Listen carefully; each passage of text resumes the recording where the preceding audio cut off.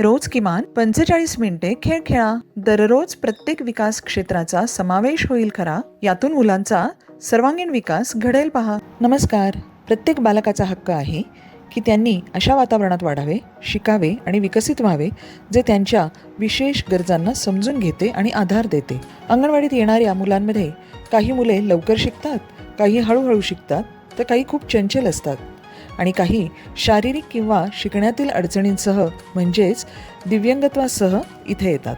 अंगणवाडीत येणाऱ्या मुलांमध्ये दिसणाऱ्या विविध प्रकारच्या दिव्यांगत्वांना समजून घेण्यासाठी हा व्हिडिओ तुम्हाला मदत करेल. दिव्यांगत्वांचे प्राथमिक टप्प्यावर निदान करणे किती महत्त्वाचे आहे हे आपण पाहून घेऊ. कारण योग्य वेळी दिलेली योग्य प्रतिक्रिया एका बालकाच्या जीवनात खूप मोठा बदल घडवून आणू शकते. 4 वर्षाची मीरा अंगणवाडी केंद्रातील छोट्या गटात सामील झाली. ती आनंदी होती, पण आकार, रंग आणि अक्षरे ओळखण्यास तिला अडचण येत होती. तसेच सूचना पाळणे देखील तिच्यासाठी कठीण होते. अंगणवाडी कार्यकर्तीच्या हे लक्षात आले आणि त्यांनी तिला मदत करण्याचे ठरवले. महिला आणि बाल विकास मंत्रालयाने सुचवलेल्या दिव्यांगत्व पडताळणी सूची, ज्याला डिसॅबिलिटी स्क्रीनिंग शेड्यूल असेही म्हणतात, त्याचा वापर केला आणि मीराला कोणत्या प्रकारची शिकण्यातील अडचण असू शकते हे पाहिले. मीराच्या कुटुंबियांना आणि आशा कार्यकर्त्यांना सहभागी करून पुढे मदतीसाठी कळवले. तज्ज्ञांच्या मूल्यांकनानंतर मीराला लर्निंग डिसॅबिलिटी म्हणजेच शिकण्याची अक्षमता असल्याचे निदान झाले. वैयक्तिक लक्ष व पाठिंबा, दृश्य सहाय्य आणि कुटुंबाच्या सहभागाने मीरा हळूहळू अधिक आत्मविश्वासू झाली आणि वर्गातील उपक्रमांमध्ये सक्रियपणे सहभागी होऊ लागली. या उदाहरणावरून आपण समजू शकतो की दिव्यांगत्वाचे प्रारंभिक निदान करणे आणि योग्य संधी उपलब्ध करून देणे हे कोणत्याही बालकासाठी अत्यंत महत्त्वाचे आहे. चला पाहूया की दिव्यांगत्व म्हणजे काय. जागतिक आरोग्य संघटना यांच्यानुसार दिव्यांगत्व म्हणजे एखाद्या व्यक्तीची आरोग्य स्थिती आणि वैयक्तिक व पर्यावरणीय घटक यांच्यातील परस्पर क्रिया अशी परिभाषित केली जाते. 3 आयाम असलेली अशी ही गुंतागुंतीची संकल्पना आहे. क्षती म्हणजेच हानी, शरीराच्या कार्यात किंवा रचनेत अडचण, काही कार्य करण्यात येणारी अडचण, सामाजिक सहभागातील अडचण जसे की शाळेतील सहभाग यातील अडचण इत्यादी. अंगणवाडीत येणाऱ्या मुलांमध्ये तुम्ही कोणकोणत्या प्रकारचे दिव्यांगत्व पाहू शकता ते आता आपण समजून घेऊया. शारीरिक आणि न्यूरोमोटर दिव्यांगता हे मुलांच्या हालचाली, समन्वय आणि शारीरिक कार्यक्षमतेवर परिणाम करतात. उदाहरणार्थ सेरिब्रल पाल्सी म्हणजेच मेंदूचा पक्षाघात, पाठीच्या कण्याची दुखापत, मस्क्युलर डिस्ट्रॉफी म्हणजेच स्नायू हळूहळू कमकुवत आणि क्षीण होऊन जातात. स्वमग्नता म्हणजेच ऑटिझम स्पेक्ट्रम डिसऑर्डर हे सामाजिक संवाद, संप्रेषण आणि वर्तनावर परिणाम करते आणि लहानपणीच दिसू लागते. बौद्धिक दिव्यांगता हे विचार करण्याची, शिकण्याची आणि समस्या सोडवण्याची क्षमता प्रभावित करते. उदाहरणार्थ डाऊन सिंड्रोम आणि काही प्रकारचे ऑटिझम. संवेदी दिव्यांगता हे ऐकणे, पाहणे आणि स्पर्श यांसारख्या इंद्रियावर परिणाम करते. उदाहरणार्थ कर्णबधिरता, अंधत्व, बोलण्यात अडचण किंवा संवेदी प्रक्रिया विकार म्हणजेच सेन्सरी प्रोसेसिंग डिसऑर्डर. शिकण्याशी संबंधित दिव्यांगता म्हणजेच लर्निंग डिसॅबिलिटी हे मुलांच्या माहिती समजून घेण्याच्या आणि शिकण्याच्या प्रक्रियेला प्रभावित करते. उदाहरणार्थ डिस्लेक्सिया आणि ADHD म्हणजेच अतिक्रियाशीलता विकार.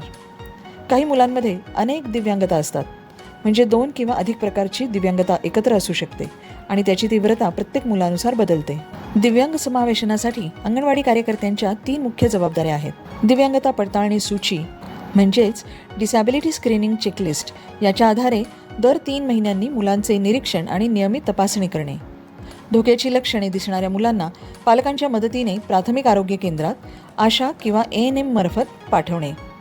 आपल्या अंगणवाडीत समावेशक वातावरण तयार करणे, ज्यामध्ये विविध कृती, बहुसंवेदी पद्धती, खेळणी आणि शिक्षण सामग्री, नियमित मूल्यमापन आणि पालक व कुटुंब मार्गदर्शनाचा समावेश असेल. या व्हिडिओमध्ये आपण पहिला आणि अत्यंत महत्त्वाचा टप्पा तपासणी यावर चर्चा करू. प्रारंभिक ओळख ही योग्य वेळेत हस्तक्षेप आणि मदतीसाठी अत्यंत आवश्यक आहे. तपासणीमुळे मुलांमधील विकासात्मक विलंब किंवा दिव्यांगता ओळखली जाते, ज्यामुळे त्यांना आवश्यक मदत वेळेवर मिळू शकते. यात बसणे, उभे राहणे, चालणे, बोलणे आणि खेळणे अशा विकासात्मक टप्प्यांवर लक्ष दिले जाते. प्रारंभिक ओळखीमुळे लवकर हस्तक्षेप जसे की थेरपी, शैक्षणिक पाठिंबा आणि कुटुंब समुपदेशन यांसारख्या उपाययोजना शक्य होतात. यामुळे मुलाचा विकास वाढतो, शिक्षणाचे परिणाम सुधारतात, कुटुंबाला आधार मिळतो आणि दुय्यम दिव्यांगत्व टाळले जाऊ शकते. दिव्यांगता पडताळणी सूची वापरण्याची पद्धत पाहूया. अंगणवाडी प्रोटोकॉल फॉर दिव्यांग चिल्ड्रन 2023 म्हणजेच दिव्यांग मुलांसाठी अंगणवाडी नियमावली 2023 मध्ये ही दिव्यांगता पडताळणी सूची समाविष्ट आहे. हे दिव्यांगत्वाचे चेतावणी संकेत ओळखण्यासाठी एक सोपे साधन आहे. एक महत्त्वाची गोष्ट म्हणजे दिव्यांगता पडताळणी सूची हे निदान करणारे साधन नाही. जर एखाद्या मुलात एक किंवा अधिक चेतावणी चिन्हे आढळली तर त्याला वैद्यकीय तज्ज्ञांकडे पाठवावे. दिव्यांगता पडताळणी सूचीचा वापर गृहभेट, दैनंदिन निरीक्षण आणि नियमित तपासणीसाठी केला जाऊ शकतो. दिव्यांगता पडताळणी सूचीचे 2 भाग आहेत. पहिला भाग, पालकांना काही सोपे प्रश्न विचारून आणि मुलांचे निरीक्षण करून चेकलिस्ट करणे. उदाहरणार्थ, डोकेदुखी, कानदुखी, डोळ्यामधून पाणी येणे, शारीरिक विकृती, इतर मुलांच्या तुलनेत विकासाची स्थिती इत्यादी.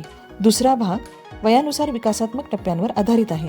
उदाहरणार्थ, 6 महिन्याचे मूल मान धरू शकते, 12 महिन्याचे मूल बडबड करू शकते, 24 महिन्याचे मूल काही शब्द बोलते, 4 वर्षाचे मूल शौच संबंधी नियंत्रण करू शकते. जेव्हा दिव्यांगत्वाची ओळख लवकर होते आणि मुलांना योग्य सहाय्य मिळते तेव्हा त्यांचा शिकण्याचा प्रवास पूर्णपणे बदलून जाऊ शकतो. जसे आपण मीराच्या उदाहरणात पाहिले. अंगणवाडी कार्यकर्त्या हे अनेकदा मुलांसाठी पहिले संपर्क बिंदू असतात. त्यामुळे त्यांची भूमिकाही अत्यंत महत्त्वाची आहे. त्या अशा मुलांना ओळखून, तपासणी करून आणि आवश्यक मदतीसाठी पुढील संदर्भित ठिकाणी पाठवून त्यांच्या जीवनात बदल घडवू शकतात. दिव्यांगता पडताळणी सूची यांसारख्या साधनांचा वापर योग्य वेळी, रेफरल आणि समावेशक वातावरण तयार करून तुम्ही हे सुनिश्चित करता की प्रत्येक मुलाकडे लक्ष दिले जाईल, त्याला आधार मिळेल आणि तो सहभागी होईल.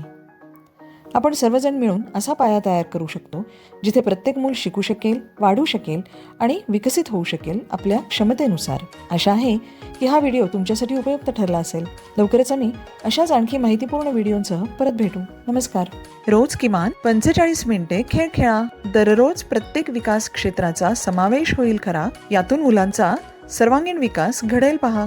व्हिडिओ बघितल्यानंतर तुमच्या व्हॉट्सअपवर 5 प्रश्नांची उत्तरे द्या आणि पदक जिंका.